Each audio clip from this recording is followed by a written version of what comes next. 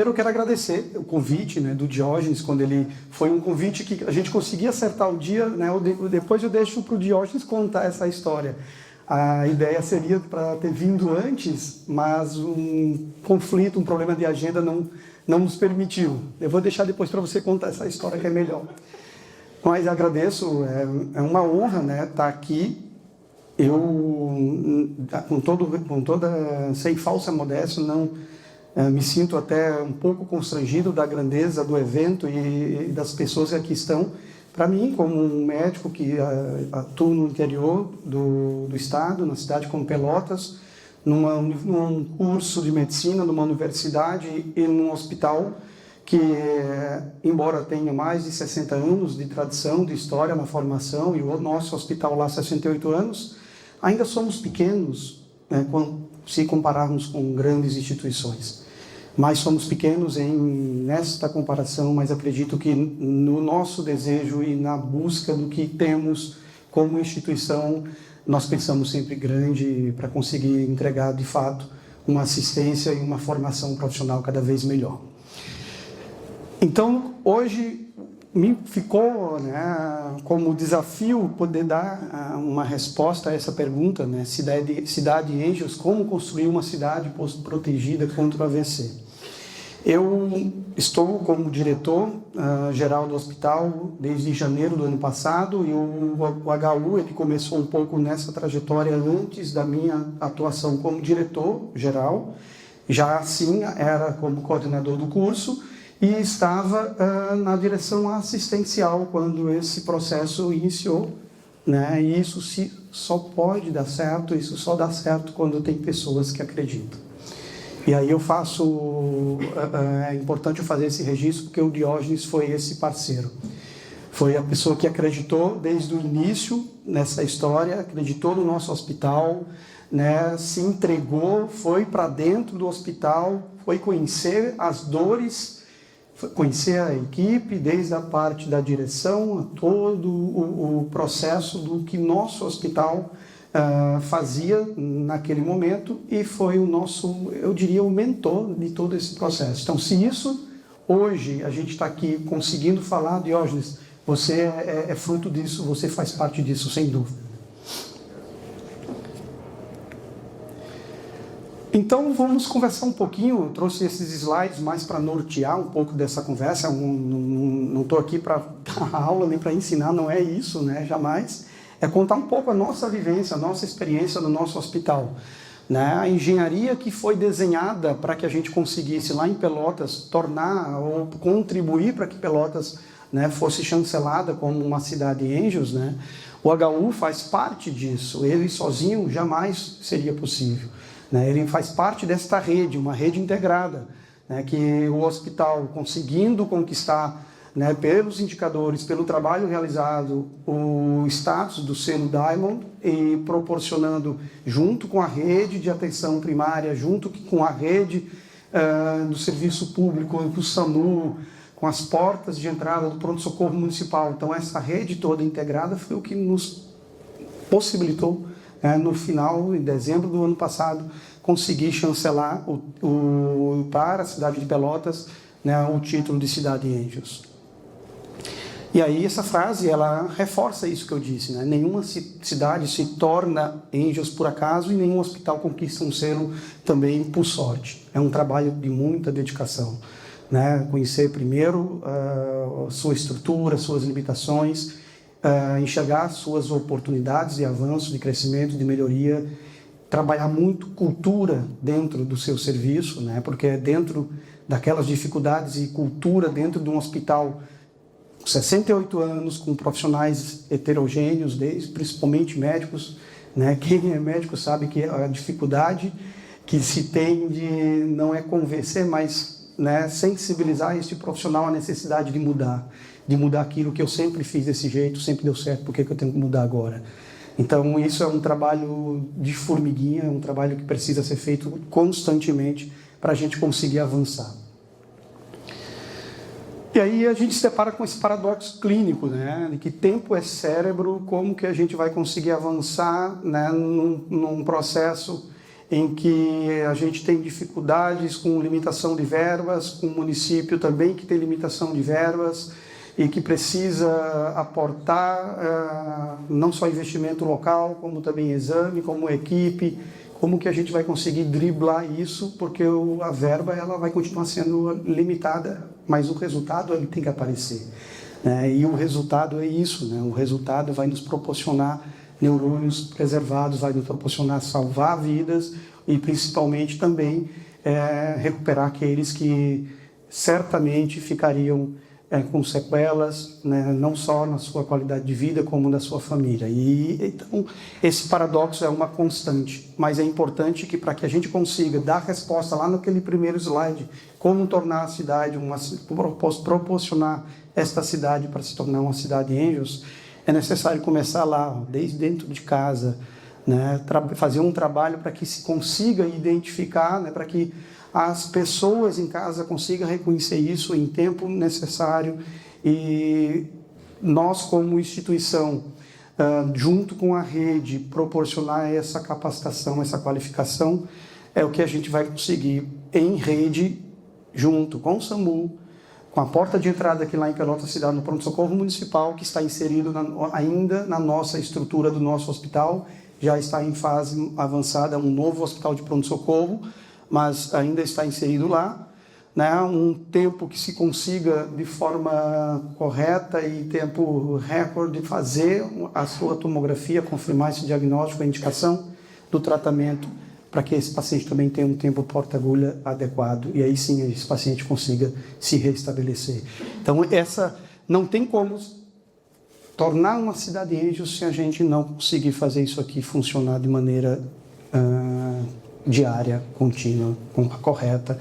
E na hora que isso está redondo, não quer dizer que... Até eu brinquei muito com o nosso time, que eu assumi a direção geral em janeiro do ano passado, o hospital já estava realizando esse trabalho, e em janeiro recebemos a primeira certificação do status Diamond. E aí o time comemorando, eu disse, gente, show de bola, vamos comemorar mais só um pouquinho. A responsabilidade agora aumenta. Porque chegamos, conseguimos, mas temos que manter, não temos como pensar diferente. A manutenção disso agora é o nosso desafio constante. E, novamente, não é um selo, é o que se obteve de resultado, né? É o que se conseguiu recuperar, é o que se conseguiu evitar. Isso é o que nos alimenta constantemente. Né? É sair daquela abordagem tradicional para uma abordagem de um cuidado estruturado, né?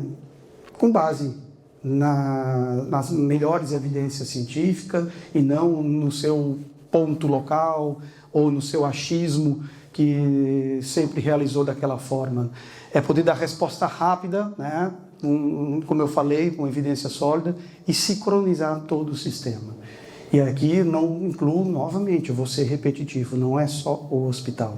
Isso é necessário estar sempre integrado. Para isso, a gente tem que mapear, né, e buscar sempre esse mapeamento em cima da excelência. Tem que mirar sempre na excelência. Inicialmente, revisando protocolos, e aí o Diógenes já estava lá desde o início, né, na revisão de protocolos, mapeando o fluxo, criando, avaliando e buscando corrigir aqueles indicadores, né? Isso é o Cristiano que também está aqui, que na época era nosso enfermeiro, hoje está à frente do SAMU. Então, o Cristiano sabe muito bem as dores que a gente enfrentou lá, né, Cristiano? Os indicadores, não está legal, vamos lá no SAMU, no pronto-socorro, vamos falar com a equipe do SAMU, vamos ver o que a gente consegue melhorar. Então, isso é constante, é diário. E a capacitação contínua, né? É poder estar trabalhando com as equipes, a equipe multi, principalmente, né, demonstrando a necessidade de buscar conhecer, buscar se capacitar, buscar se qualificar. E falando de um hospital universitário, parece que é fácil. É fácil, um hospital universitário, ambiência acadêmica, isso não. E o desafio é maior, porque aí tem, novamente, tem aquele profissional, médico, professor, que diz, quem vai querer me ensinar a trabalhar, vai querer me ensinar a fazer? Eu já sei, eu já ensino isso. Então, a gente tem que dizer para ele que tem que mudar, sem dizer que ele vai mudar, né? Então, é isso, é sensibilizando, é chamando, é trazendo junto, pertencimento. Vamos lá, você está junto conosco. Quem sabe a gente tenta, vamos tentar. E aí a gente vai conseguindo mostrar, sensibilizando e trabalhando pessoas que historicamente lá eram tidas como resistentes. Hoje são as pessoas que mais contribuem, que mais ajudam. Então isso é que é legal. O Castilho, já me olhando aqui, até imagina de quem pode ser, né? Então é isso que vale a pena, né? E aí é aquilo, é a cultura da melhoria contínua, é trabalhar isso diariamente, é fazer isso entrar na mente das pessoas, tempo porta-tomo, tempo porta-agulha, elegibilidade da trombólise, aí a equipe do tele-AVC, as taxas de tratamento, os desfechos, avaliando, revisando, né, corrigindo e fazer com que a equipe busque adesão aos protocolos. Isso não tem como a gente chegar novamente à resposta daquela primeira pergunta, como fazer uma cidade Angels, se a gente não insistir nisso. E parece fácil, que se tiver redondinho mas é constante. A conquista, né, do selo Diamond, eu já adiantei quando eu disse, ela foi, o HU, ela foi ali em janeiro do ano passado, né, já no último trimestre, nós começamos ali em meados de agosto, né, de 24, e aí o trimestre, né, de 24 a gente nos proporcionou já receber a certificação Diamond em janeiro de 25, e aí a gente foi trabalhar constantemente para que a gente conseguisse manter o janeiro de 25 nesse patamar, nesses mesmos indicadores que eu apresento logo em seguida depois. Mas é importante, né, reconhecer o alcance sustentado de rigorosos indicadores, consolidando o nosso hospital como referência local, regional, ali na região sul do estado, e comprovando que os fluxos internos estão blindados contra qualquer fragmentação de perda, né, desse cuidado. A virada da chave, então, né? O hospital sozinho não consegue mudar a realidade de uma cidade inteira. Eu disse no início, eu vou ser repetitivo. Não é mérito nosso, sozinho. Não é mérito de nenhuma pessoa. Não é mérito de uma única instituição. Esse mérito é de um grupo de pessoas, de profissionais, médicos, enfermeiros, recepcionistas, né, escolas. Então foram muitas pessoas envolvidas, né, que nos proporcionou fazer esse trabalho durante o ano todo para que a gente conseguisse capacitar crianças, capacitar professores, trabalhar com as equipes SAMU, com pronto-socorro, UPA, unidades básicas de saúde, para que o hospital fosse um dos atores deste processo. Aqui para ilustrar, né, um trabalho realizado, o nosso professor Alexandre Mock, professor da nossa universidade, que também trabalha conosco no hospital, que realizou o trabalho junto às escolas. Nós, como hospital de ensino, nós fazemos a gestão de 6 unidades básicas de saúde, onde a escola de medicina está inserida. Isso dá em torno de 35% de cobertura da cidade de Pelotas na atenção primária. Né? Fazemos a gestão da atenção primária nessas 6 unidades, no nível secundário, no ambulatório e no próprio hospital, no nível terciário. Então, o Alexandre Mock, ele conseguiu, dentro destas 6 unidades, no território dessas 6 unidades, as escolas onde estão inseridas esse território, capacitar essas crianças e professores. E ouvi-lo, né, dizer como foi isso é gratificante. Né? Quando ele fala como as crianças reagiam, como os professores reagiam, é que nos dá uma certeza que a gente está no caminho certo. Né? A evolução do cuidado de uma instituição para uma rede, né? E aqui a gente mostra, né, a ação do HU e o CEPEL, como eu falei, a capacitação no ano de 2025, foram 9 escolas dentro dos nossos territórios das 6 unidades básicas. Nessas 9 escolas, 765 crianças capacitadas. Em 26, 4 escolas já foram, aí sim são escolas que não estão inseridas nesse território, são escolas fora do território das nossas gestões de unidades básicas, e já foram 180 crianças, pela fala do Alexandre. Isso aqui são dados do primeiro trimestre, né, de janeiro a março desse ano. Mas é necessário que a gente continue enxergando não o hospital / o CEPEL, mas a cidade de Pelotas como a rede.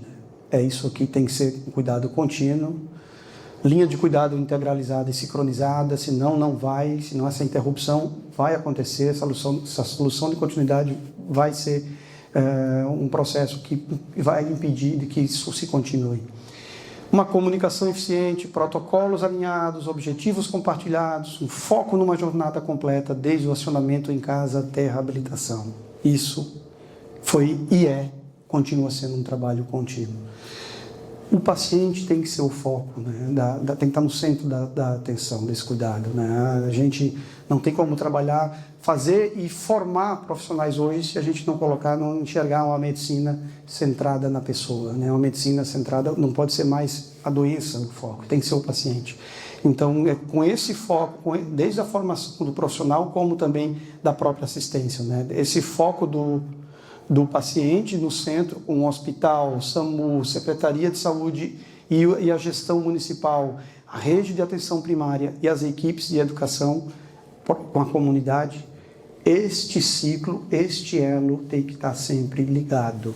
É necessário e foi assim que a gente conseguiu. E aí o Diógenes, quem sou eu para dizer, o Diógenes pode dizer melhor, não acredito que consiga chegar num selo de uma cidade de Anjos se não for dessa forma, né? Acho que não tem uma outra maneira que seja dessa forma, né? Ali embaixo está escrito, né? Nenhuma cidade de Anjos existe sem uma integração total. Aqui já, né, para mostrar uma chancela que simbolicamente mostra, né, o que foi a cidade de Pelotas em dezembro de 25, né, foi chancelada então pela iniciativa Anjos e reconhecida como cidade, né, certificada, um reconhecimento internacional.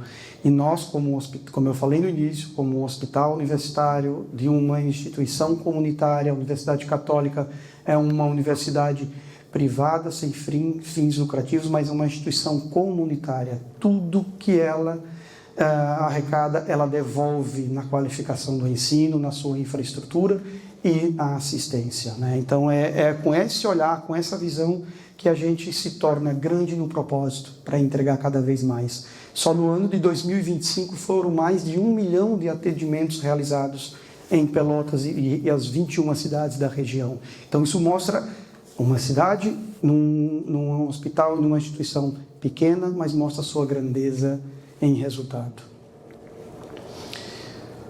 O que os indicadores não mostram, né? Então, o selo Diamond e o título de Cidade Anjos não são apenas troféus, né? É necessário a gente sempre focar que pacientes que receberam tratamento no tempo exato, famílias que evitaram luto ou sequelas e pessoas reais que puderam retornar às suas rotinas é o que nos motiva.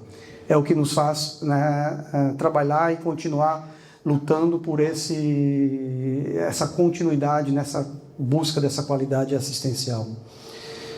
E aqui essa frase ele reforça isso, né? Por trás de cada indicador otimizado existe uma história salva, e é isso que realmente importa. Não tem como ser diferente. É necessário insistir muito nisso. Novamente, né? Quem sou eu para estar aqui dizendo e ensinando alguém a realizar esse trabalho? O convite foi para contar um pouco como foi que a gente realizou, mas eu acho que não tem, né? Todos seguirão esse mesmo caminho. A liderança importa, sem dúvida, para que a gente consiga avançar nisso, né? É transformar, é acreditar em pessoas, é trabalhar constantemente. Os dados são necessários. Não tem como a gente pensar em fazer gestão, em trabalhar em saúde, em buscar qualidade, se a gente não tiver um diagnóstico, saber quais são os dados, para a gente saber o que a gente precisa melhorar.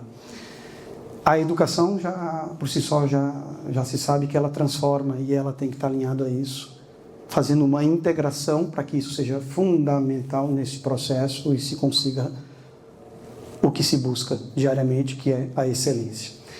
Então, esses 5 passos se resume o que eu digo desde o início, né? Essa continuidade. Aí vamos então para os nossos números, né? No ano de 2025, aqui eu trago como nossos indicadores em que quase 60% dos nossos atendimentos, né, com pacientes com sintomas imediatos, tendo 30% destes casos com indicação e a realização da trombólise, né? Também em 2025, separado aqui por trimestre e a média anual, né? No tempo, ficou aqui um pouco cortado, eu acho, né? Está cortado, cortou aqui um pouquinho, né? Mas no tempo de 75%, então, desses pacientes, a nossa meta seria 75%, nós conseguimos manter a cada trimestre acima dos 75%. Né? Aqui sim, aqui os 60 minutos, né? E aqui nos 45 minutos, que a meta seria acima dos 50%, também a cada trimestre do ano de 2025, nós conseguimos manter também essa média bem acima do que a gente precisa ter como meta, né? Para ser a chancela do selo do diamante. Né? Para quem não conhece, aqui é a fachada do nosso Hospital Universitário São Francisco de Paula. Aqui são os 2 leitos que ficam na nossa UTI para realizar a trombólise dos pacientes. E nós temos também uma unidade com 14 leitos, unidade de AVC, que fica exatamente a referência para a internação dos pacientes com AVC. Aqui o treinamento, nós temos pela Universidade Católica este prédio no nosso campus da saúde, que é o nosso hospital de simulação, o HSIM. O Diógenes teve o prazer de conhecer, né, um hospital todo para trabalho de simulação realística. Nós tínhamos antes um laboratório de simulação com 4 salas e hoje nós temos um hospital com atendimento de simulação do pré-hospitalar a alta-hospitalar, desde uma unidade básica, UTI, bloco cirúrgico, sala de comunicação, enfim, todo o ambiente hospitalar que vocês imaginam para se realizar o treinamento e a formação de profissionais, nós também temos nesse hospital de simulação. Aqui foi no dia, isso foi, me falha a memória, em agosto do ano passado, né? Em agosto de 25, né? Em que o Diógenes com a... Antes de estrear. Não estava nem aberto ao público. Isso. Ele tinha começado somente para a academia, mas porque esse espaço do HSIM, ele não é um local só para a formação profissional. Também a gente utiliza para treinamento de profissionais, né, da rede. Então essa foi a primeira atividade externa que o HSIM proporcionou para pessoas profissionais que não fossem pertencentes à própria universidade, ou seja, os alunos. Né? Desde março já tínhamos começado as atividades, mas a inauguração oficial se deu em outubro. E aí a atividade que o Jorge participou e liderou aqui, de treinamento da equipe, se deu em agosto do ano passado, antes do ato inauguratório. Né? E aí aqui foi feita uma atividade de simulação e foi manchete na região, um dia. A gente aqui capacitou profissionais SAMU, unidades básicas, UPA, pronto-socorro e do nosso próprio hospital, aquilo que eu disse lá no início, né? O trabalho de educação continuada. Né? Essa atividade mesmo, já estou realizando, mas a atividade de educação continuada é necessário que ela seja contínua. Tá. Aqui é um depoimento para a gente poder, né, ilustrar um pouco a gratidão que se tem de uma pessoa que passou pelo processo. Né? Então, um depoimento de uma paciente nossa. E comecei a que só eu sentir essa parte.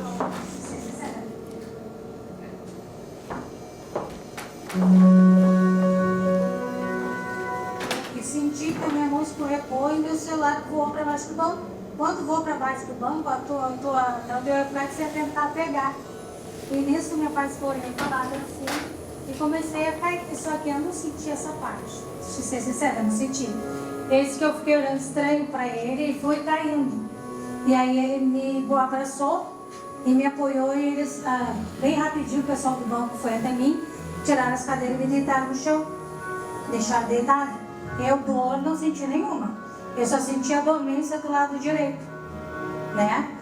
E aí eles me deitaram e começaram a pedir para me levantar a perna.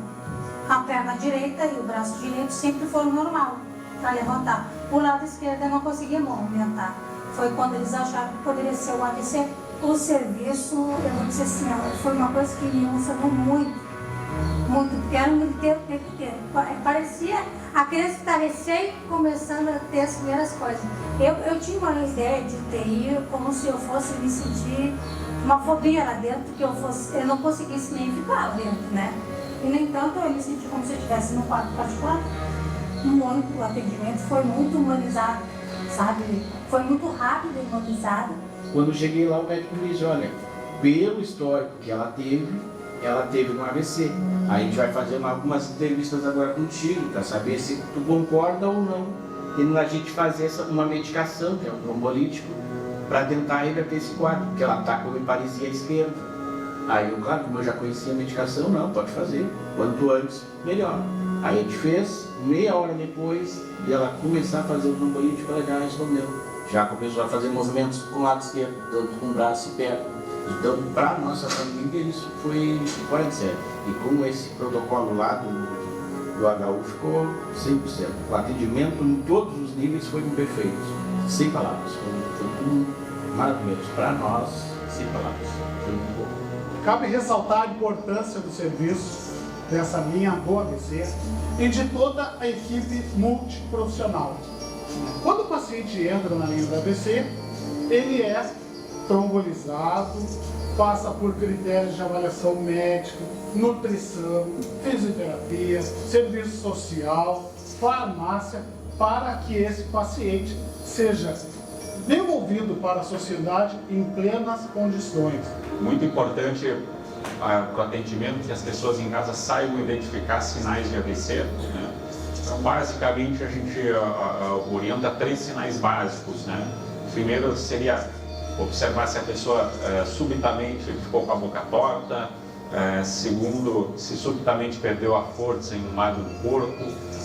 E o terceiro, se subitamente passou a apresentar dificuldade de fala ou incapacidade de falar. Até. Se tiver um desses 3 sinais positivos, é necessário acionar o SAMU imediatamente, né, para rapidamente ser transportado para o nosso pronto-socorro.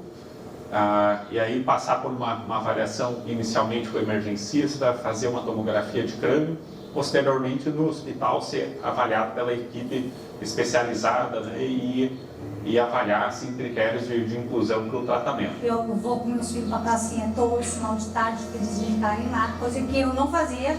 E meu filho até ano passado pediu para o Papai Noel, dizia para mim que ele pediu para o Papai Noel, que ele queria de Natal, que eu trabalhasse menos, que eu passasse mais tempo com eles. E naquela época eu disse, mas, né, é difícil e tudo mais. E depois disso, eles não, parei, eu fiquei 20 dias lá, tudo seguiu normal. Então eu vou diminuir a minha quantidade de tempo trabalhando e passar mais tempo com eles. E foi o que eu fiz. Eu tenho mais tempo com eles do que trabalhando no computador. E graças a Deus eu me sinto super bem.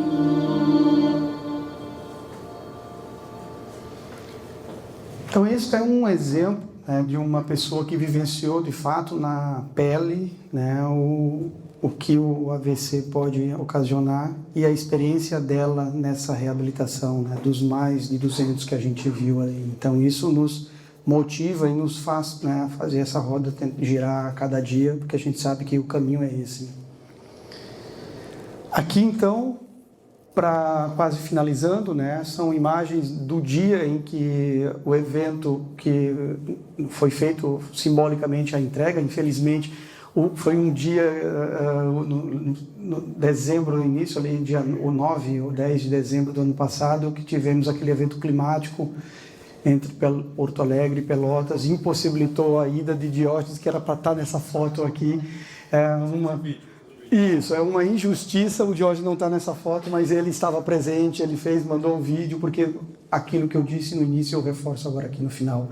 Se tudo isso aqui foi possível porque pessoas acreditaram na gente, e o Diógenes, né, junto com todo o time do Inserle, né, é parte disso aqui, né? Não tem como a gente falar algo desse sucesso, né, dessa conquista, né, se não incluir toda a equipe do Inserle. Então é o nosso também agradecimento e reconhecimento a isso, com certeza. E o próximo passo, né, agora é, a cada dia, né, buscar manter esses indicadores, esse padrão de qualidade, e identificar onde há oportunidades de melhorias, seja desde a parte da infraestrutura, né, a qualificação profissional. Pelotas, na sua rede de saúde, está próximo de ter uma mudança com a abertura de um novo hospital de pronto-socorro, e que, em diálogo com a própria gestão municipal, a porta e linha de cuidado do AVC se manterá no nosso hospital, no nosso HU. Então, isso será chancelado graças aos resultados e ao que está sendo realizado. Então, hoje, a porta de entrada é o atual pronto-socorro e passará a ser a porta também de nosso cuidado. Então, aumentará ainda mais a nossa responsabilidade. E ainda temos desafios dentro da linha de cuidado, pontos ainda a avançar, a melhorar, principalmente em outros indicadores, né? Como o tempo de permanência, por exemplo, e estamos construindo aí. Cadê o André? Ali o André. A gente está construindo, né, estudando processos para a gente conseguir avançar, porque essa é a nossa intenção, né?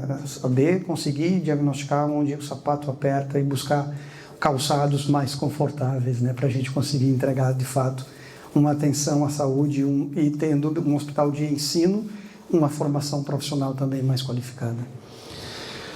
Eu acho que, não sei se eu consegui, né, resumir um pouco da nossa experiência, como foi nosso trabalho ali, mas fico à disposição, Diógenes, né, qualquer dúvida. Muito obrigado.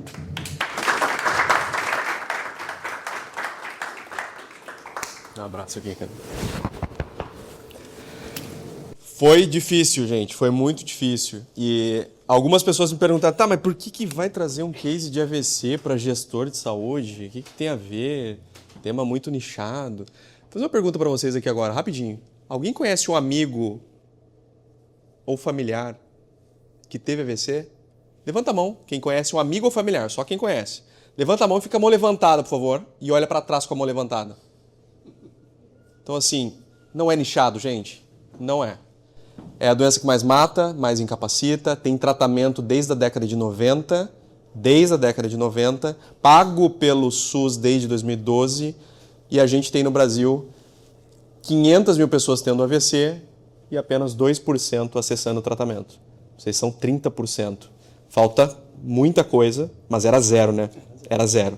Não tinha nenhum hospital. Era um vazio assistencial. A iniciativa Angels, que é uma iniciativa global, que certifica hospitais, certifica o SAMU, que foi certificado, o SAMU do Cristiano, coloca o projeto Fast Hero nas escolas, sem dúvida nenhuma, vinha falando que existia a necessidade de resolver esse problema do vazio assistencial, tratamento do AVC lá em Pelotas.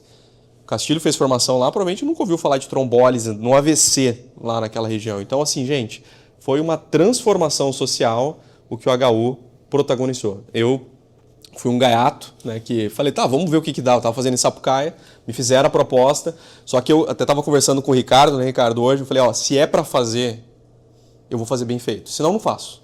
Eu não vou fazer. E a Larissa sabe disso, minha esposa está aqui. Ó. Se é para fazer churrasco, eu vou fazer bem feito. Eu sou chato. O André também pensa igual, né, André? Se é para fazer, vamos fazer bem feito, senão eu nem faço. Então a gente fez bem feito, só que ainda bem que tivemos grandes apoiadores dentro do hospital, e aqueles que não apoiavam, que tu sabe muito bem, a gente não vai ficar nomeando ninguém, tinha muita gente. Que, não, isso aqui, o Cristiano passou por isso, né, Cristiano? Hoje defende o projeto porque viu que salva vidas. E a gente está falando sobre algo extremamente importante. Queria abrir aqui para perguntas, para comentários, que é o momento... Nesse microfone. Cuidado com o que tu vai perguntar, Castilho. Não, o Castilho é... Depois você corta o microfone dele, tá? Não, na verdade eu não quero fazer nenhuma pergunta. Eu quero dizer que essa é uma noite de muita alegria, de muito carinho, não só por estar aqui contigo, com a Caô, mas de trazer todo esse avanço que Pelotas teve graças a ti, de todo o avanço na nossa escola de medicina, né? Eu fiz formação na Católica de Pelotas e fiz residência médica no HU também. Então, ver todo esse avanço emociona. Lembro quando eu, residente de clínica médica, fiz o treinamento de todos os profissionais do hospital em reanimação. E me traz essa lembrança que agora, junto com o INSELER, a gente está fazendo o treinamento de hospitais inteiros em cuidados paliativos. Então, as memórias são maravilhosas. Quero dizer que tu é um motivo de muito orgulho para quem fez a formação na Católica. Eu tive a oportunidade de estar com o Caio nas... Festas. Nas festas com violão, a gente fez muita festa mesmo. Não, mas nos congressos da Escola de Medicina, e quando eu mostrava a foto nossa para a turma, sempre motivo de muito orgulho e felicidade por vermos tudo que está fazendo no nosso hospital e com a nossa faculdade. Muito obrigado, Caio. Rapaz, senhor, não vale, vindo de ti não vale, né? Mas novamente, sem falsa modéstia, são mais de 1.300 colaboradores no HU. São 205 professores no curso de medicina, médicos, enfermeiros, fisioterapeutas, farmacêuticos, enfim. São quase 600 colaboradores na Universidade Católica. O trabalho, o mérito não é mesmo do Caio, é de toda uma instituição, é de todo um grupo. É humilde. Então, esse trabalho, e dentro do curso, dentro da escola, eu brinco porque o nosso reitor, que também é egresso da universidade, também é médico, ele, quando me fez o convite eu estava como coordenador do curso, reclamava, achava que tinha problemas, e aí ele me fez o convite para a direção do hospital. Eu disse, reitor, e como é que a gente vai organizar agora para assumir? Quem vai assumir tão pouco tempo o curso? Ele disse, você não entendeu, você vai ficar com as duas funções. Eu disse, não, está de brincadeira, né? Ele disse, não, assim eu vou resolver os problemas, eu estou junto contigo. Quando os problemas chegavam, eu disse, mas esse problema é acadêmico. Eu estou aqui como diretor, esse problema é acadêmico, tá? Tem que resolver. Esse outro problema, não, isso aqui é assistencial, tem que resolver. Aí eu conversando com o reitor, viu? Porque antes eu tinha um diretor e um coordenador. Tinha um problema acadêmico, reclamava do diretor. Tinha um problema assistencial, reclamava do acadêmico. Agora os dois problemas é teu, te vira. De fato, está tudo interligado, né? É muito trabalho, é muita loucura, como diz o Luciano Huck, loucura, loucura, loucura, mas é muito gratificante, né? Isso tudo se dá, né, por uma rede, né, todos de mão dadas. Essa rede começa pelo CEO lá de casa, que está aqui na minha frente mesmo. Né? Porque se a gente não tiver mesmo, de fato, né, um apoio, um alicerce, uma sustentação, a gente não sai do lugar. Pode até sair, mas não avança. Então, o sucesso, novamente, Castilho, não é do Caio, é de todo o time mesmo. Obrigado. É bem isso. Estendo minhas palavras também que tu está usando, porque é um time, o Vitor, coordenador do TLVC, Nicole, nossa gerente de operações, aí o Marcelo Paza, lá em casa a CEO também está por aqui, acho que é bem por aí. Alguém tem mais alguma consideração? Tá, o Ricardo, alguém conhece o Ricardo? O Ricardo é gestor de saúde, ficou à frente do Bradesco Saúde Nacional durante um bom tempo, né, Ricardo? Cara amigo, vai fazer a pergunta ou consideração? Vou perguntar.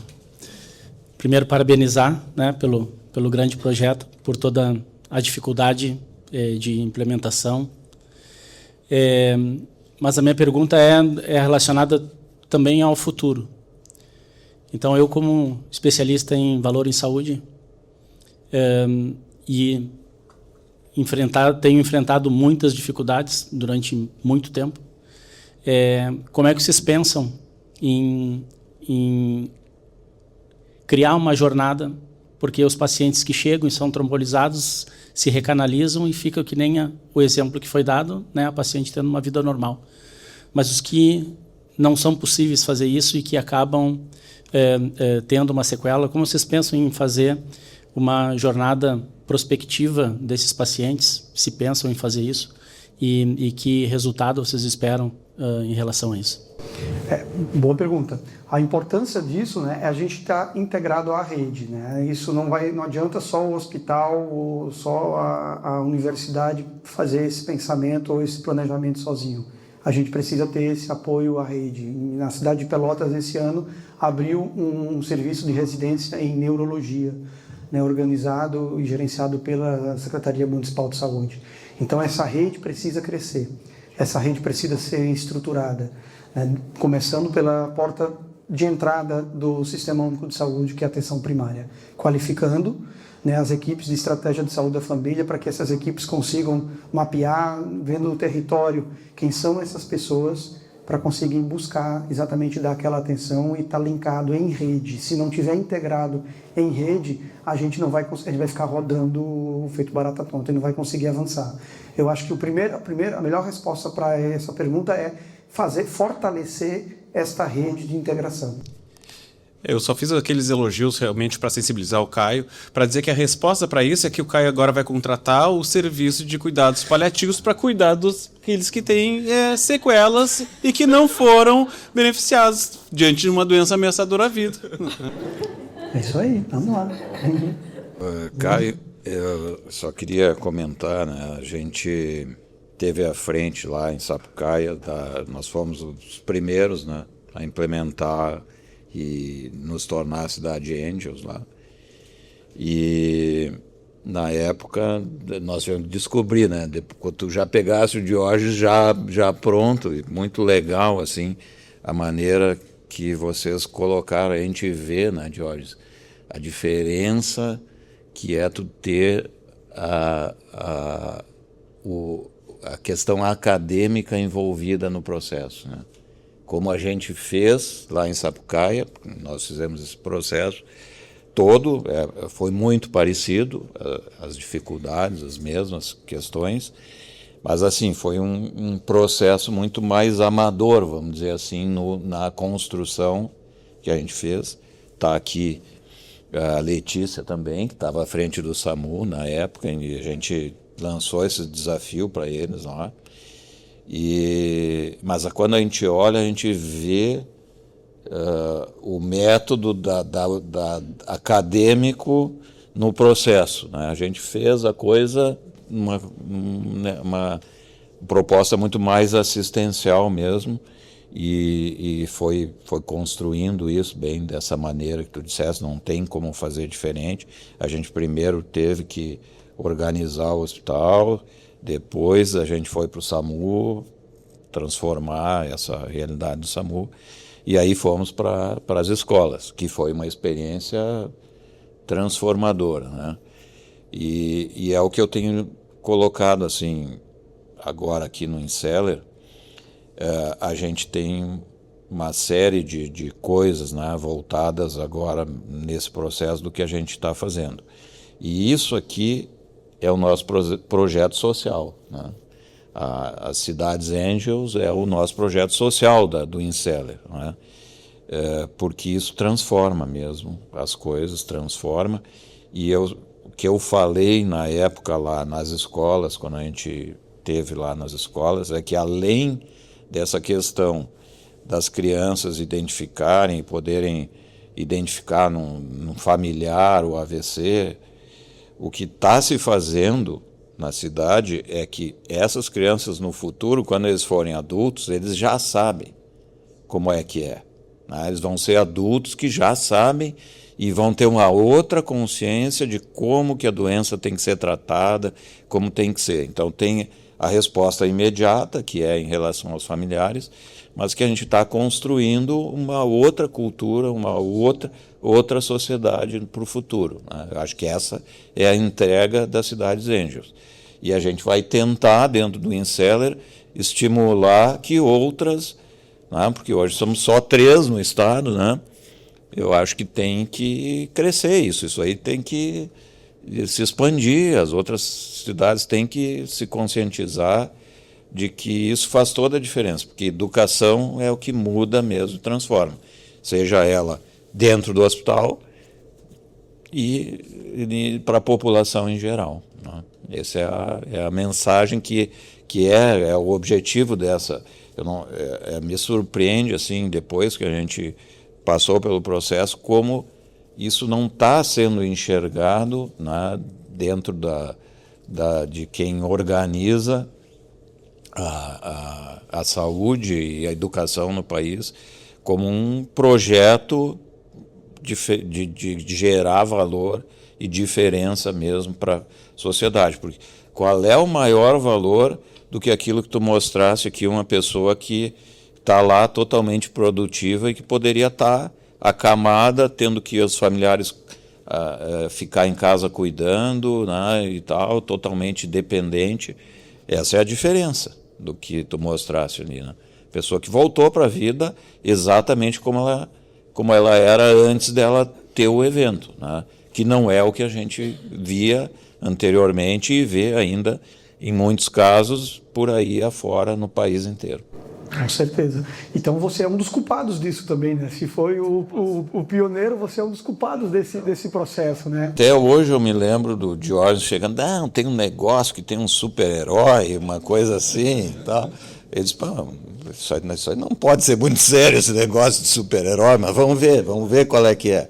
E foi isso, a gente foi lá incomodar a secretária da Educação, né? Porque não foi fácil isso, convencer, tinha todo um processo lá, os professores... A primeira resposta que a gente teve da pasta da educação na cidade foi dizer, eu sou responsável pela educação, a saúde é outra pessoa. Então... Né? Aí a gente vamos começar de novo, vamos lá. Então, não, até a secretária de Educação, ela foi muito receptiva, mas os professores no início não. No início não. Só depois que o George usou o charme dele todo lá nas palestras. Aí a coisa mudou, mas no início não. Obrigado. Aí tu me complicou agora, cara. Eu preciso de um lugar para dormir hoje, hein? E o legal disso... E o legal disso lá que a gente também pode proporcionar para aqueles futuros profissionais dos cursos da área da saúde já saiam com essa vivência e com esse olhar, ou seja, na sua própria formação já serão profissionais ainda mais qualificados. Não, Caio, eu gostei muito, tá? A gente teve um projeto de Estado no Espírito Santo e que a gente tinha que trabalhar muito a integração da rede dos hospitais com atenção primária, principalmente atenção secundária e primária. E a gente implementava NIRS, que é a gestão de alta e medicina hospitalar, e a gente precisava deshospitalizar e transicionar. E a dificuldade era absurda, né? As cidades que não tinham melhor em casa, não tinham assistência domiciliar, enfim. E eu acho que tu tinha que perguntar para a tua CEO se ela permite isso, mas eu acho que Jorge tem que te levar em várias cidades do Brasil, porque isso aqui é muito maior do que a AVC, né? Óbvio que o AVC é um mote, né? Mas o AVC é ótimo para mostrar que a desintegração e aqui a integração da rede salva vidas, né? E isso é óbvio que impacta do ponto de vista econômico e social. Mas esse case é um case bonito numa cidade grande, né? E que eu acho que tu tinha que falar mais mesmo. Eu acho que tu tinha que estar viajando pelo Brasil, enfim, passando se a CEO concordar, enfim. Mas tem muito espaço para isso. Então a gente vai começar a te levar para algumas cidades aí, se tu concordar. Mas eu acho que é importante porque tem um preconceito, isso que o Paza disse, né? Tem um preconceito, imagina um preconceito dos professores, né? Que quem deveria ter a cabeça mais aberta, né? Dentro da teoria, né? Que mal tem isso falar sobre promoção de saúde e prevenção de saúde para crianças. Não, mesmo assim tem uma barreira. Imagina para os médicos do hospital, para o SAMU e assim vai. Então tem um caminho que deu certo. E esse caminho ele dá certo não só em Pelotas. Ele dá certo, mas a quebra do preconceito só vai ser feita com pessoas, tem que levar o Paza junto, que falaram em cidades que deu certo e que continua dando certo. Então fica aqui o convite assim, de tu ter um speaker de como é que a gente integra a rede. Eu acho que esse é o ponto principal. Também, vamos lá. Muito bom, a vida é feita de desafios, né? É isso aí, a gente vai ter outra cidade de Anjos lá na frente, lá, ó.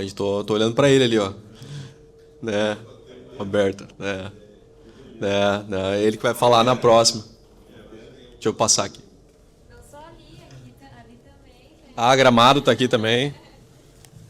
Não, eu acho que é um desafio, né? E eu acho que a experiência que a gente teve, até não dá para falar muito, até porque senão a semana que vem, em agosto, a gente nem vem, né? Mas eu acho que é uma boa complementação. Porque Alegrete é uma cidade de 80 mil habitantes e poucas cidades pequenas hoje, eu acho que deve ter a estrutura e como foi que a gente conseguiu o convencimento, inclusive, do financiamento disso. Nosso hospital, como todos os hospitais, passam dificuldades, principalmente quando não tem uma estrutura de uma católica, que a gente sabe que o financiamento é bem subfinanciado na saúde, né? A gente sabe disso. Então, quando a gente pensa em colocar um serviço, a gente pensa como que nós vamos pagar esse serviço. Tudo tem um custo. Então, o nosso pensamento desde o início era ter algo. A gente sabia o que queria, mas não sabia como fazer, como chegar, como financiar, como. Então, eu acho que essa experiência toda a gente vai colocar aí dia 8, né? E aí e o sucesso que a gente está tendo hoje também, entendeu? Mas já estou com essa ideia da rede toda aí, a questão do município todo, do envolvimento maior que pode ter, né? Que realmente para ajudar muito mais do que a gente tem certeza que já está ajudando. Mas a ideia desse envolvimento realmente não tinha me passado pela cabeça, que existia todo. E hoje foi bom eu ter corrido muito para vir lá de Alegrete para assistir hoje, para em agosto a gente conversar mais um pouquinho.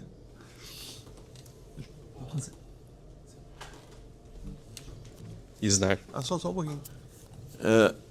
E também agradecer a Católica de Pelotas, porque eu falei, o Hospital São Francisco eu tenho um agradecimento duplo.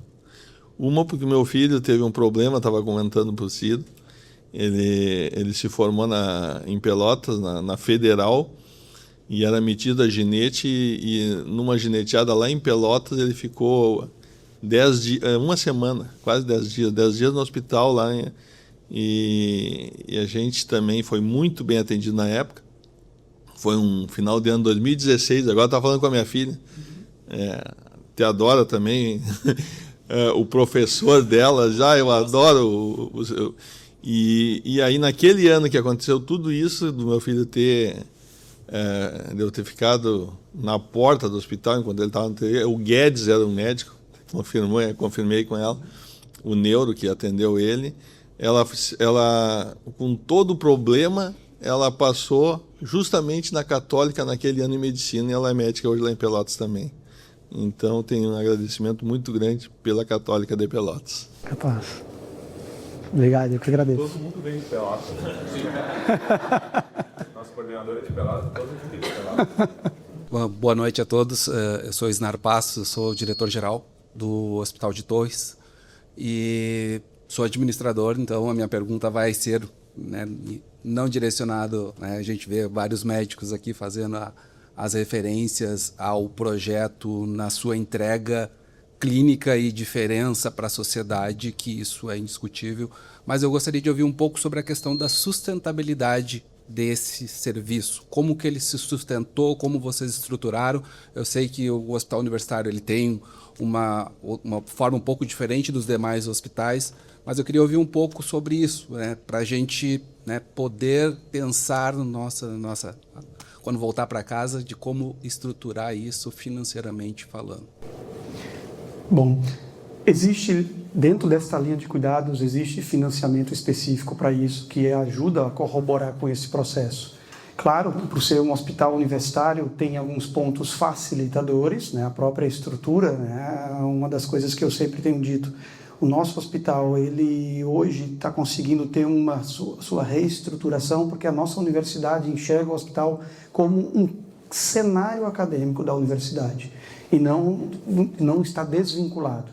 Né? Nós temos dentro do curso de medicina 1.200 alunos dentro dos 6 anos, claro, não dentro do hospital, inserido em toda a rede de atenção à saúde, nas unidades, atenção primária, ambulatório e outros hospitais também da cidade com o convênio. Então essa estrutura também ajuda, mas pelo fato de ser um hospital acadêmico, ele também tem um custo, porque onde tem aluno também gasta mais. Então, respondendo um pouco a sua pergunta, seja um hospital de ensino ou não, é necessário buscar habilitação desta linha de cuidado, é necessário visualizar que aquele investimento que vai ser realizado, se bem estruturado, você vai conseguir economizar, dependendo do que se está falando, a um curto, médio ou longo prazo. Buscar, né, uma equipe que consiga enxergar a gestão, e aí não tem como falar isso só com médico, tem que ter médico que também tenha essa visão, mas tem que falar com toda uma estrutura. Eu, como diretor-geral, eu tenho dentro do hospital um time, eu tenho uma diretora administrativa que tem que olhar, eu brinco muito, se vira para ver como é que vai fazer para pagar essa conta aqui, mas a gente precisa disso. É claro que senão a roda não gira, né? É necessário fazer isso. E em Pelotas nós são 4 hospitais filantrópicos, tem mais o hospital da EBSER, na Universidade Federal, mas somos o hospital com maior contrato com o Sistema Único de Saúde. Então a gente busca outras linhas de cuidado. Começamos com o hospital no passado com um ponto forte materno-infantil. Sempre foi o forte do nosso hospital. Hoje nós temos a linha do cuidado do AVC, somos referência em neurocirurgia, em cirurgia endovascular, em cirurgia cardíaca, em transplante renal. Então nós buscamos também outras linhas de cuidado, porque elas se somam, elas se integram para que a gente consiga, ao final do mês, ter um capital, né, que se permita. Se ficar focando só num único setor, talvez te limite mesmo a avançar. Se me permite, Caio, complementando a resposta na pergunta do Snar, alguém sabe quanto custa um paciente que teve AVC? É uma pergunta difícil, né? Em média, sabe, André? Custa muito, né? A gente tem estudo nacional que mostra, Snar, quanto que custa. Tem um estudo do grupo do Pedro Magalhães, conhece, né? Pedro Magalhães trabalha muito com o VBHC, equipe de Joinville, e eles calcularam que, em média, um paciente vítima da doença que não recebeu o tratamento custa 134 mil reais ano, uma pessoa. É caro dar o trombolítico para evitar esse custo? Esse paciente que fica acamado com fralda, com sonda, reinternando pneumonia, né? Ele vai para o hospital. Qual hospital que ele vai? Ele vai para o hospital. Então, esse custo acaba não sendo medido porque tu calcula o custo unitário do paciente. Então, quando tu pensa na jornada, na reinternação, na pneumonia para reinternação, crise epiléptica, pós-AVC, 20% tem, Pasa quer falar. Então, assim, é muito caro. Então, quando tu pensa, quanto que é o tele-AVC? O tele-AVC é uma fração do valor, porque não é presencial. A gente tem um modelo de atenção, de atendimento, custa uma fração. E a gente tem 744 horas um neurologista de plantão que o Vitor coordena aqui, tem mais de 40 neurologistas. Então fica realmente pagável quando a gente pensa do ponto de vista de sustentabilidade da linha de cuidado. E aí ainda tem uma portaria do Ministério da Saúde aqui, o GHC representando quase o Ministério da Saúde, o gerente de processo aqui do GHC. Vou colocar, estou representando o Ministério da Saúde, o único representante do Ministério da Saúde, sobrou para ti. Tem uma portaria que dá um incentivo que a Alegrete está buscando, né, de R$350 leito dia. Só para você ter os leitos AVC, que aqui é o que tem mais leito no estado. A maioria dos hospitais, o Hospital de Clínicas tem 10 leitos, Santa Casa 10 leitos, o GHC tem 10 leitos, aqui tem 14 leitos. Dos 30 centros de AVC habilitados pelo Ministério da Saúde, aqui é o único que tem 14 leitos aqui no estado. Joinville tem 45, 46 leitos com Pedro. Então, assim, tem incentivo e tem um valor diferenciado da IH no SIGTAP. Então, realmente, passa... Só quis falar, porque assim, Torres tem, né, a habilitação. Fui eu que assinei a habilitação quando eu era diretor lá, e a gente assinou os 10 leitos. São 10 ainda? 5. Eram 10 que a gente tinha assumido, e eram... Então agora não tem... Eu acho que eram 10 em Capão e 5 em Torres. Então era isso. Eram 10 em Capão e 5 em Torres. Então, assim, eu acabei saindo pouco tempo depois que a gente iniciou o processo. Aí pode ver, a gente está aqui, a gente seguiu, né, nessa questão da luta pela linha. Começou ali, era o início, foi justamente o primeiro lançamento, né, da linha de cuidado. E a gente pode conversar sobre isso, porque a gente tem bastante informação de como a instituição administrar bem esse recurso aí. Mas o principal entendimento que tem que ter, tá? Isso eu sempre digo, o pessoal sempre me pergunta, mas como que tu faz para isso aí dar resultado financeiro? Não dá para, é isso que o George estava tentando falar, não dá para pensar exclusivamente com a instituição. O resultado, ele é um resultado muito mais amplo. Ele é um resultado para a comunidade, ele é um resultado para a rede de saúde, né? Mas esse recurso, só o recurso em si, se for olhar em cima disso, ele é insuficiente. Ele é insuficiente, mas quando a gente soma todas essas outras coisas, aí tu começa a enxergar que tu vai diminuir o teu gasto com outras coisas e com isso tu vai poder administrar melhor a questão institucional. Mas se for responder assim, esse recurso é como tudo no SUS, né? Qualquer coisa no SUS, aquele recurso que vem, se tu olhar só para ele, é insuficiente. Mas quando a gente olha qual é o resultado que vai ter, o que vai gerar depois, aí muda de figura. Então... Deixa eu transferir que eu já vou falar um negócio. E assim, o paciente já chega. Ele já está chegando. Já está chegando. Tu tem o recurso ou não? Isso, mas aí o paciente, para ficar comigo, tem o grau de complexidade. Ou ele pode estar num nível de complexidade que eu vou fazer só o primeiro atendimento e encaminhar ele. Por que eu coloco a questão da sustentabilidade? Eu preciso fazer uma interrupção, desculpa. Tu pode fazer isso é uma coisa que eu bato muito, que a gente falou isso lá em Portão. Desculpa, tá? Tá virando discussão aqui e é legal isso, porque a gente aprende muito. Acho que é isso, né? Lembra? Portão, estava como diretor técnico lá em Portão. Um Portão encaminha para quem? Não, encaminha para São Leopoldo. Encaminha para São Leopoldo. Encaminha para São Leopoldo. Mas o paciente que tem AVC em Portão e que chegou em Portão, foi atendido, ele, eu encaminho. Ele encaminhou para São Leopoldo. Chegava dentro ou fora de janela lá? Fora de janela, porque tem que transportar. E aí perde 4 horas e meia. E o que acontece? Ele fica internado lá, o curso... Ele volta para a cidade de Portão. E aí ele vai ter pneumonia, vai ficar reinternando lá. Então a gente não vê. Ele mora lá. De volta. Não, mas a questão... Não, ele mora lá na tua cidade? É que Torres é uma cidade turística, né? Então lá eu tenho... A população de Torres é 45 mil habitantes. No verão eu tenho 500 mil. Né? A maioria não é de lá. Paza sabe muito bem. Tem casa. Não, mas a questão e que eu boto em discussão, que eu acho que é deficiente ainda no estado do Rio Grande do Sul, é a gente fazer as discussões de linhas de financiamento de serviços.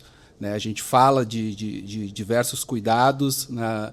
E quando a gente vai falar com as fontes pagadoras, né? O Estado, a União, o município, tu conversa com pessoas que não têm a mínima noção de quanto que aquilo custa.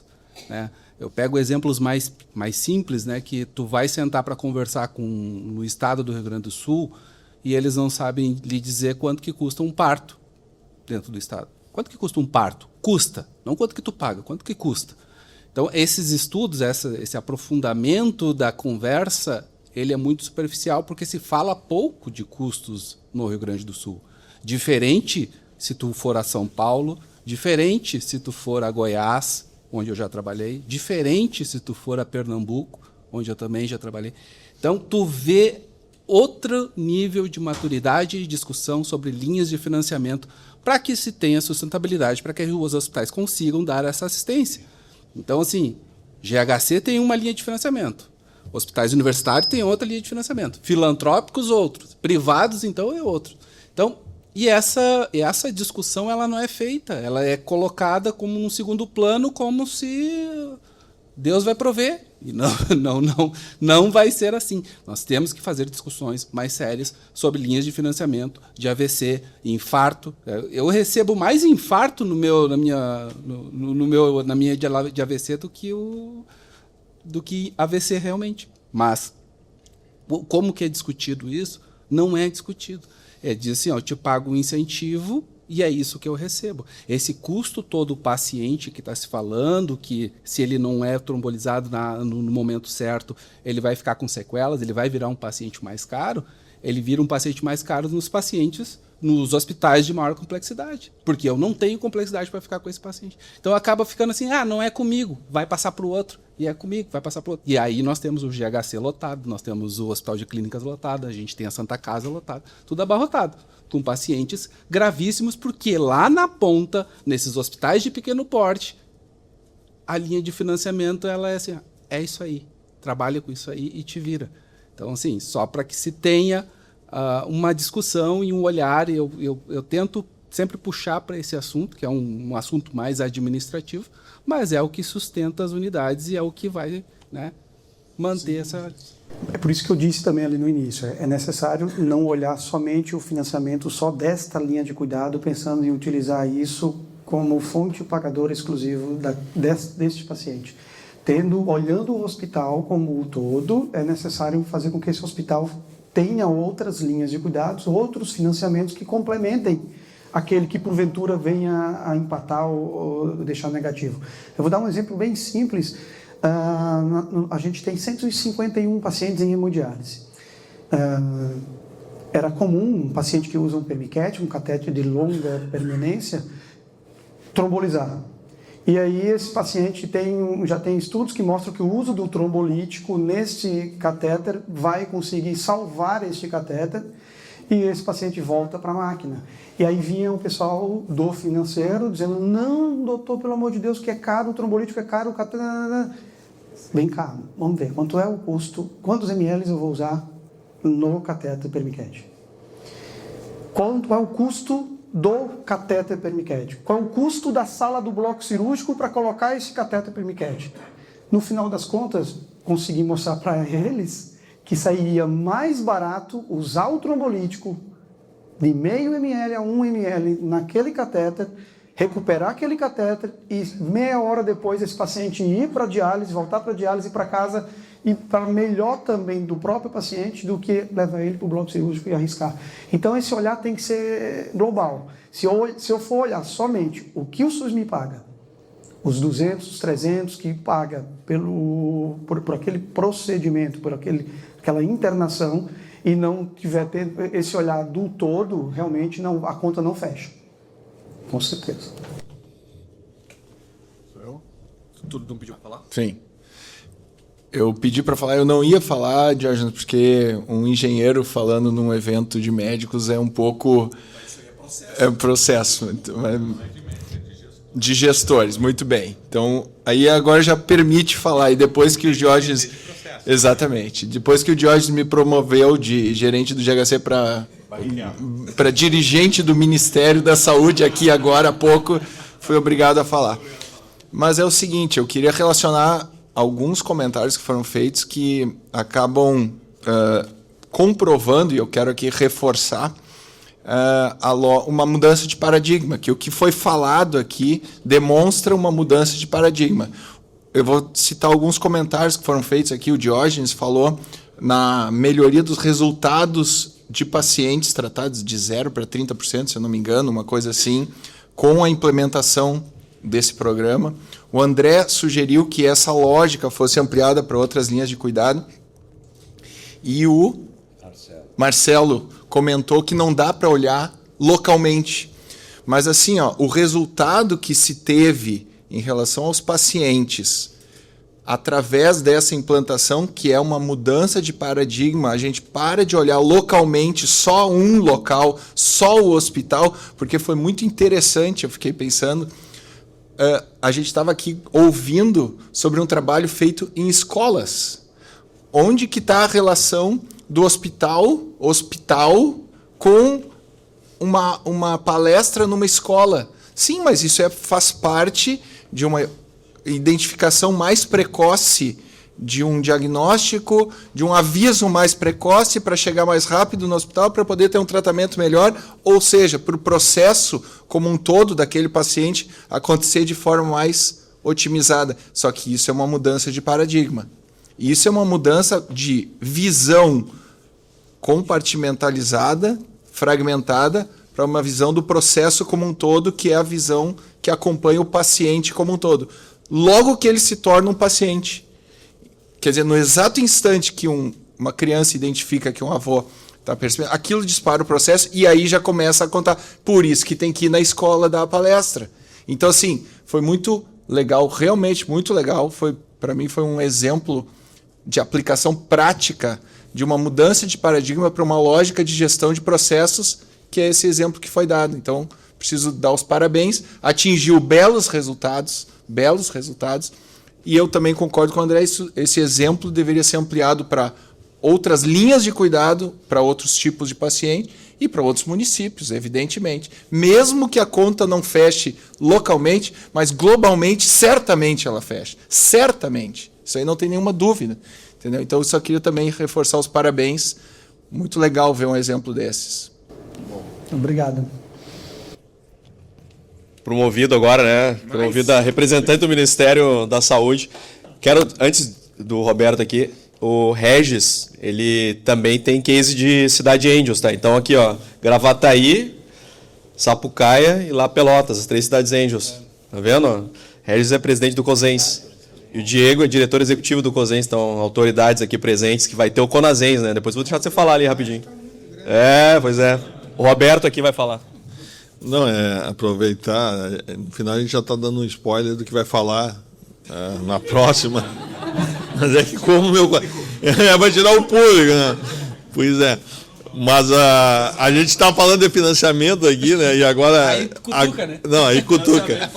Aí também, às vezes, eu estava meio apavorado por isso também que eu vim hoje, né? Eu disse, pô, eu quero ver quem é que eu vou também me acompanhar, porque se é muito técnico o evento, eu não sou médico, né? Aí me complica a vida, né? Mas como eu estou sentindo que realmente é um papo de ideias, de soluções e está trazendo tudo que é tempo...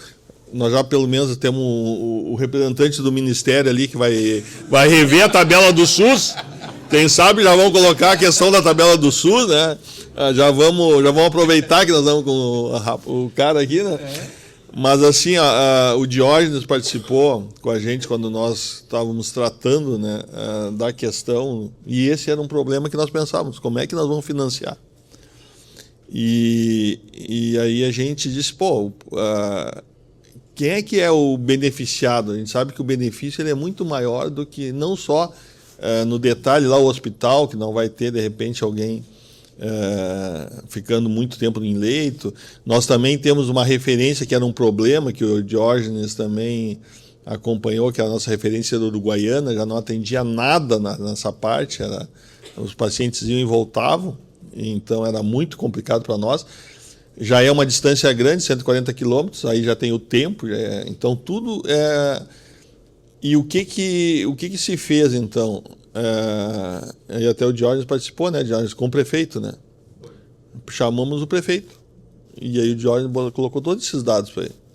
E hoje, porque a questão de nós conseguir habilitação demora, não conseguimos ainda, mas o próprio poder público municipal... ele começou a ver a importância e ele hoje nos financia, entendeu? O município.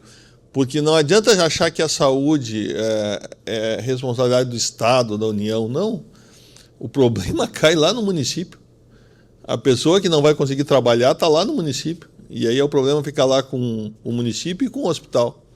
Então a gente conseguiu então isso. E aí tu comentou outra coisa agora já, que aí reforça o que eu estou falando. Hoje, os infartos, que é muito maior, e aí a nossa referência é Ijuí. Ijuí é 300 quilômetros. O prefeito está me cobrando que ele quer ajudar a bancar o serviço da parte de hemodinâmica, porque é muito custo para eles, entendeu? Então, porque essas duas linhas que nós estamos falando, tanto o infarto como a AVC, o paciente, quando precisa, ele não vai poder pegar um ônibus às 8 horas da manhã com mais 30 e ir para Porto Alegre, ir para não sei aonde. Ele tem que sair de imediato. É uma ambulância rápida, é um carro rápido, é tudo muito imediato e aí o custo dobra, entendeu? Triplica, quadruplica. Então, a gente conseguiu aí com isso hoje colocar essa, e hoje nós estamos dizendo, só que a hemodinâmica não é bem assim. A hemodinâmica não é só é muito mais amplo, é muito mais coisa, tu tem que fazer aqui, então. Mas ele hoje quer financiar também, ele também quer ajudar no financiamento, na parte da hemodinâmica. E o vice-prefeito, vamos falar com o Fábio lá, porque ele tem que ajudar, então. Se é discutir o financiamento, o Fábio é um cara muito envolvido nisso aí. Não sei se ele ainda está como diretor. Está, né? Como diretor, então.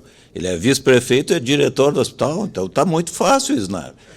E só queria falar assim, para ficar, né, para quem não é médico aqui, infarto e AVC é a mesma doença, tá?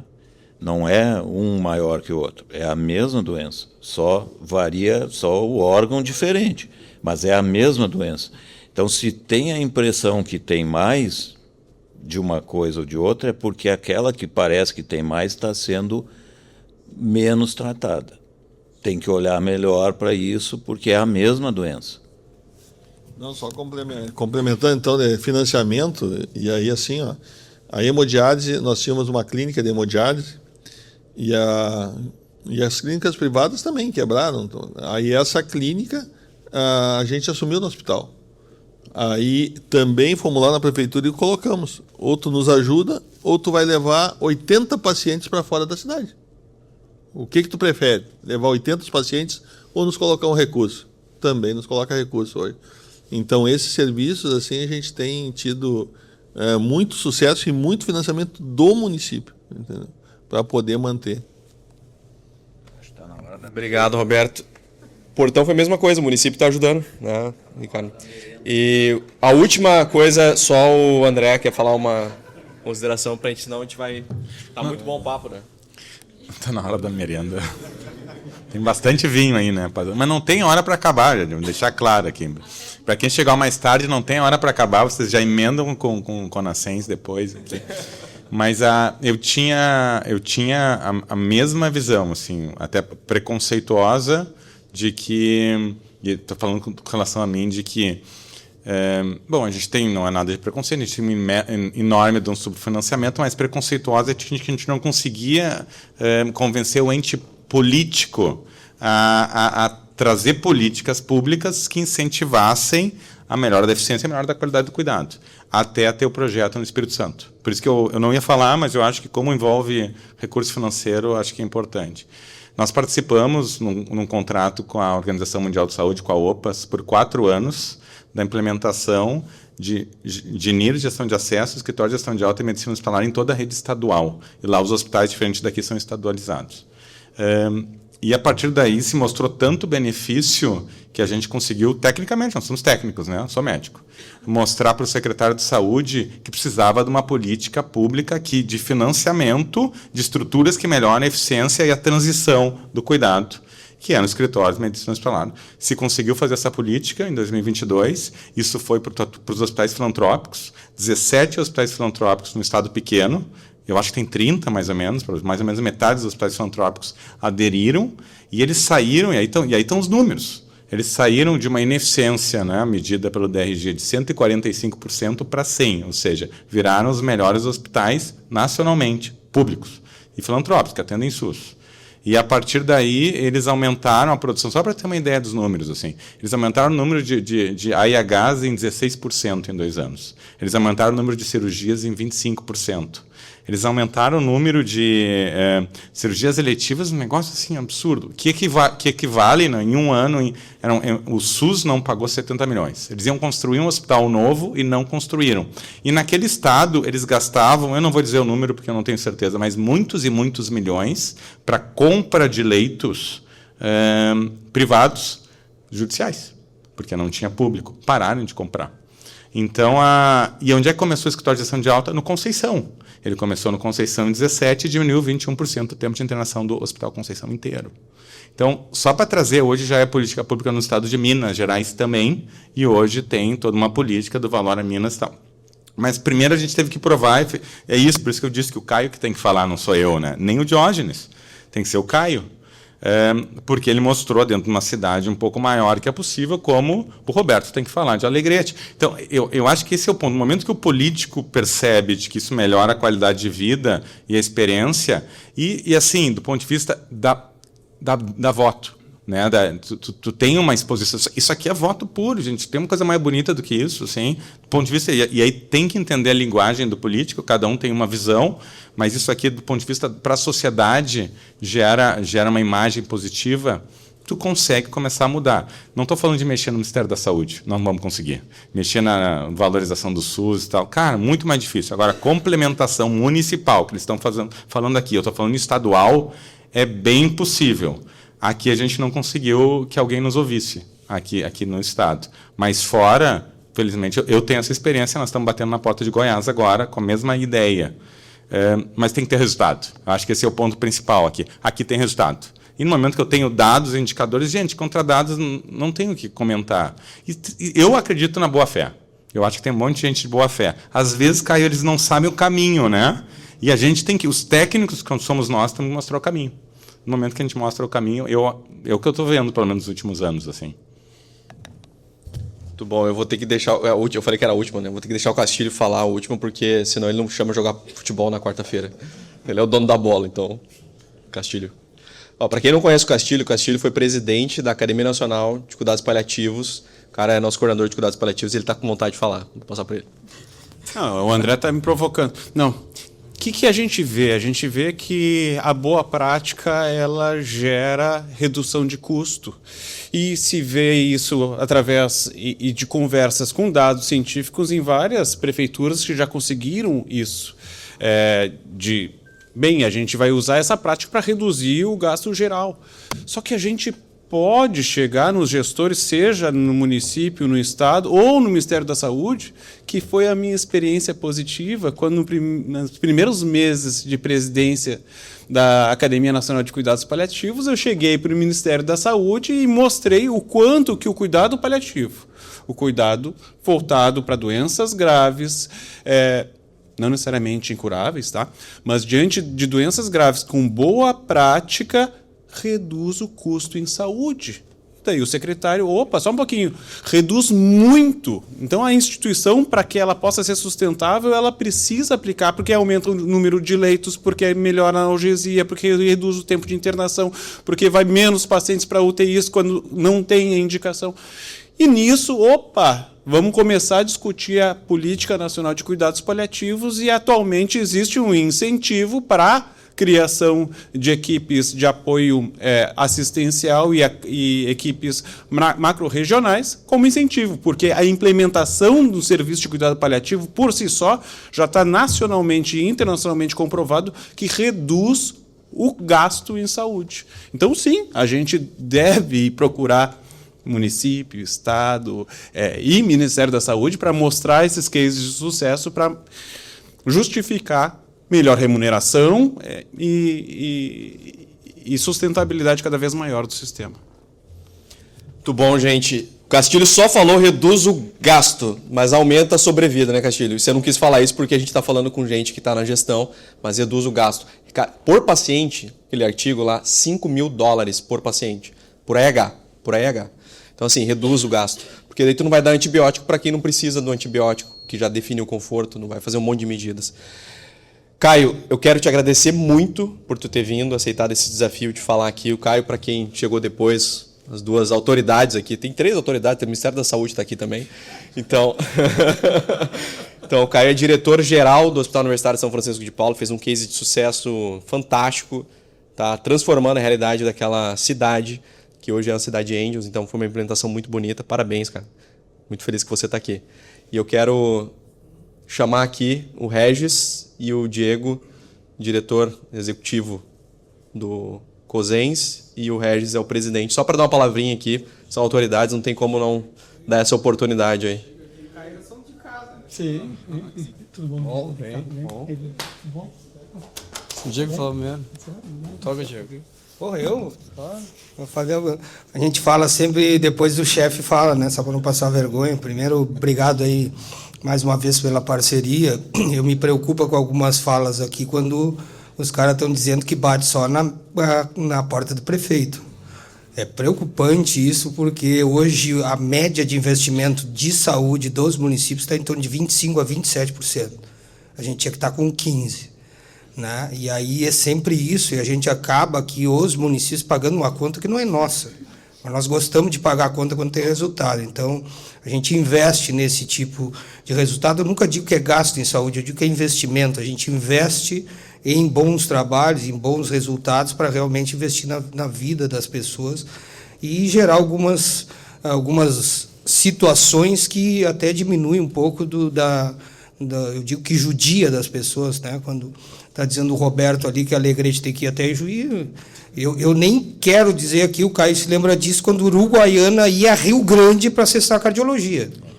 E eu dizia para o Estado do Rio Grande do Sul, eu não vou passar essa vergonha de fazer os caras atravessar o Estado para ir para Rio Grande, e depois não tinha nem a cirurgia, só para dizer que tinha lá no ACIP 50. Então, tem algumas coisas, claro, que a gente precisa evoluir.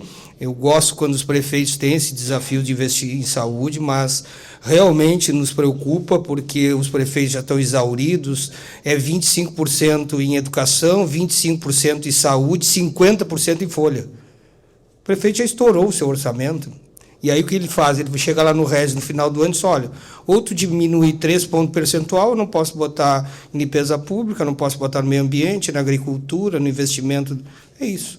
Hoje, para fazer gestão pública aqui, eu digo que são 497 loucos que tocam a saúde pública do Estado, mais 497 prefeitos loucos que querem fazer gestão, e tem que ter uma coragem de estar com o CPF fazendo algumas coisas que às vezes nem é responsabilidade nossa. Mas a gente gosta desses desafios e desses projetos interessantes, então mais era uma fala mesmo de parceria do COSEMES, a gente sempre tem essa parceria, mas a gente realmente precisa fazer ecoar isso com o Ministério da Saúde e fazer, bater na porta e berrar. A gente berrou lá quando começou o movimento de cuidados paliativos com a doutora de Pelotas, Julieta, nós fomos com todo o Estado do Rio Grande do Sul para a Conferência Nacional de Saúde para fazer o voto, fazer com que o cuidados paliativos virasse uma política nacional de saúde pelo Ministério, agora reconhecido. E mais aqui, eu acho que o presidente depois vai convidar, a gente meio que deu uma passadinha aqui, a gente está com um evento aí trazendo 3 mil secretários do Brasil inteiro para cá, são 12 mil pessoas agora, neste momento, já inscritas num congresso do CONASEMES, o maior congresso de saúde pública do mundo, né? Começa domingo, então o Reis vai fazer o convite aí, nós matamos, acho que quase do jeito que eu prometi churrasco para o Brasil, não tinha mais gado aqui no Rio Grande do Sul, né? Esse é um outro problema que eu tenho quando eu ando aí. Mas é isso mesmo, e obrigado mais uma vez por nos convidar, e a gente poder estar nesses espaços e ouvir realmente chancelar projetos desse fundamento que geram resultado e geram o que a gente quer lá, é atendimento para a população de qualidade. Dinheiro bom em coisa boa, é isso. Presidente. Bom, primeiro te agradecer, Jorge, pelo convite. A gente carinhosamente lá em Gravataí, vocês nem sabem, mas a gente chama de um doutor AVC. Doutor AVC? Eu não sabia disso, né? Quando alguém não lembra o teu nome, é o doutor AVC. Bom, mas primeiro te parabenizar pelo evento, né, a Incelera, e o Caio de São Chico, nosso secretário de lá, o Juliano Paz, né? É isso?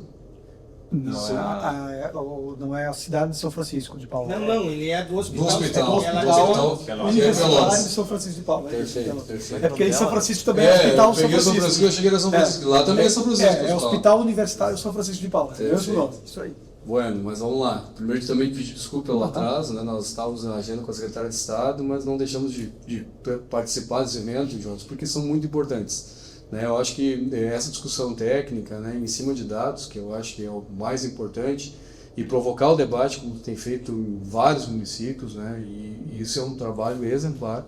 Né? A gente sabe dos resultados disso, eu sou testemunha da minha cidade, a gente vai ser bem organizado, né? Somos cidade Angels. Também a gente está organizando agora para ter o Tenec Teplas já na própria ambulância do SAMU, aguardando a habilitação. Então isso tudo provocou bastante lá a discussão com os nossos profissionais, e é assim que a gente avança, né? Que o colega que antecedeu disse, o trabalho técnico é fundamental para subsidiar as nossas ações. E o Diego, acho que reforça isso, né? A gente tem uma fala muito espalhista, porque representamos os 497 municípios nas 3 instâncias do SUS, seja aqui na Comissão Bipartite no Estado, na Tripartite Nacional por meio do CONASEMES. E o que a gente tem defendido é o subfinanciamento e a sobrecarga excessiva hoje sobre os municípios. Tem sido difícil, a demanda na nossa porta que bate, é o prefeito que é pressionado, é o secretário de saúde que é pressionado, e a gente não consegue dar conta de toda a demanda, né? A oferta ainda no SUS ela é menor, obviamente, que a demanda. Isso tem muito a ver, sim, com subfinanciamento. Aqui no estado, por exemplo, nós tivemos historicamente uma dificuldade de investimentos de 12%. A gente sempre reforça isso, porque isso representa muito recurso que não foi investido, né? E, historicamente, governos para governos, né? E agora o atual governo, né, fez um acordo com o Ministério Público que até 2030 deve chegar nos 12%. A gente já investe os 23%, 25% na média há muito tempo. O que significa isso em números, para vocês terem uma noção? Só na última década, o estado do Rio Grande do Sul deixou de aportar na saúde 18 bilhões. E nós, municípios, aportamos 19 bi a mais. E quando a gente fala isso, a gente não está dizendo que o município vai deixar de investir os 23, quer fazer uma troca de financiamento. A gente já está acostumado com essa despesa, os prefeitos já têm isso meio como realidade, mas esse recurso que deixou de entrar nesse período faz muita diferença para a estrutura, faz muita diferença para todo o sistema. E agora o Rio Grande do Sul começa a caminhar, né, por uma lógica de ter aplicabilidade integral dos 12 até 2030, mas estamos atrasados com relação a isso. Tem outros estados também, mas não é a maioria, né, dos estados que ainda não tem o investimento do mínimo condicional. E isso repercute em política pública, né? Se nós não tivermos recursos, é difícil de fazer com que as coisas avancem.